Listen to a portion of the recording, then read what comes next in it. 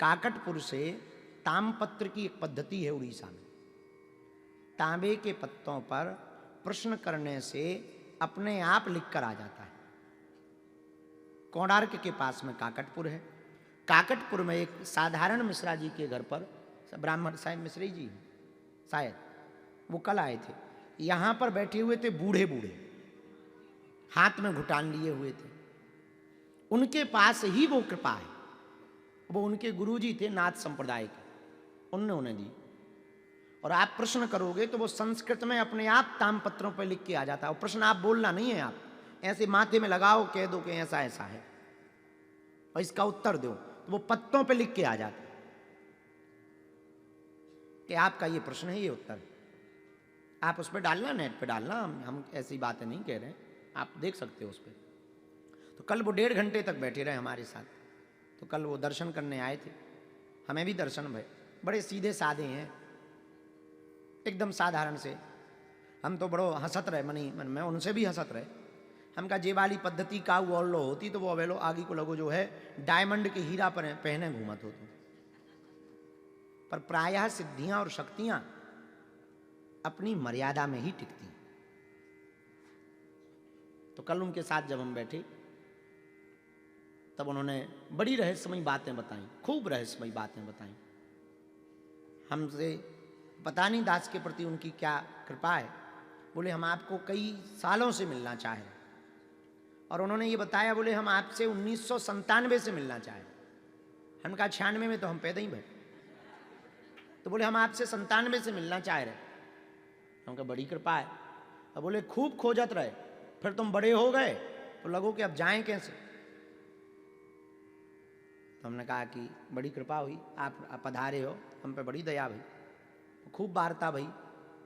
तो ऐसी आज भी भारत में पद्धतियां हैं जिनका कोई तोड़ नहीं। हाँ, हर व्यक्ति हर बात से सहमत नहीं हो सकता, कुछ बातों से सहमत हो सकता। लेकिन हमारी बताई हुई ये भविष्यवाणियों के बारे में, जिन लोगों के बारे में हमने चर्चा की, महापुरुषों के बारे में चर्चा की, इसमें अपने स्वविवेक का पालन जरूर करें, स्वविवेक को जरूर लगाएं। हमें जो समझ आया वो बात हमने रखी है, हमने अपनी समझ से बात रखी है। आपकी अपनी समझ और आपके निजी अनुभव कुछ और भी हो सकते हैं। जरूरी नहीं है कि यही अनुभव जो हमारे हो वही सत्य हो। हमारी हर बात को सत्य नहीं मानना। आप अपनी बुद्धि, भगवान ने तुम्हें भी बुद्धि दी। और हम लोग जब कथा करते हैं तब क्या कहते हैं प्रारंभ में? बुद्धिहीन तनु सुमिरो पवन कुमार, बल बुद्धि विद्या देओ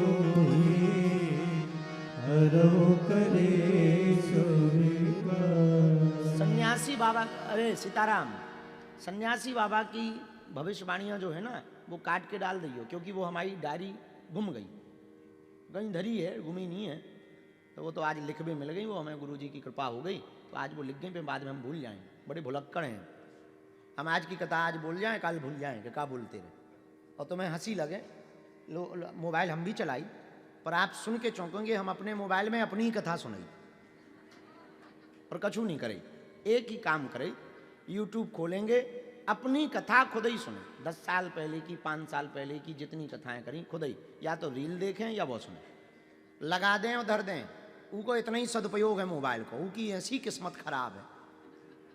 आओ हमारे लोग मोबाइल आके भी कान लगा, इसे अच्छे तो कौन लड़का लड़की के हाथ में पड़े होते, बढ़िया रहा। तो जे आदमी आऊ थे तो बस बटन खुलो तो वो समझ जाता अब यूट्यूब ही खुल रहे। मोबाइल खुद तो कई बार हमें यूट्यूब खुलो ही खुला मिला, तो समझ ही जात के जब वो इन्हें और कछू और खोलने से सीधो ही प्रकट हो जाओ, ले लो हम जे आ गए। तो ये डाल दियो ताकि हमें याद रहे, फिर हम ये पुस्तक में छाप दें। हाँ, आज की चर्चा शुरू करो हैं? हाँ अच्छा, एक प्रश्न और था आपका। त्रिकाल संध्या क्या होती है? 3 काल संध्या करने को ही त्रिकाल संध्या कहते हैं। प्रातः काल, मध्य काल यानी दोपहर और सायं काल, ये तीनों कालों में संध्या करने को त्रिकाल संध्या कहते हैं। और जो भी साधक 3 काल की संध्या करता है, त्रिकाल संध्या करता है, उसे तीनों ताप नहीं सताते, दैहिक, दैविक और भौतिक। और वो तीनों कालों की जानने की सामर्थ्यता प्राप्त कर जाता है। नियम तो अपने गुरु के द्वारा गायत्री मंत्र लेना चाहिए, फिर संध्या वंदन का कर्म कांड की पुस्तक में उसका नियम लिखा हुआ है, वो करना चाहिए। जिन बहन जी की हम बात बता रहे हैं वो कोने में बैठी चश्मा लगाए, खड़ी हो जाओ। ये है, क्या नाम है आपका? नहीं माइक में है।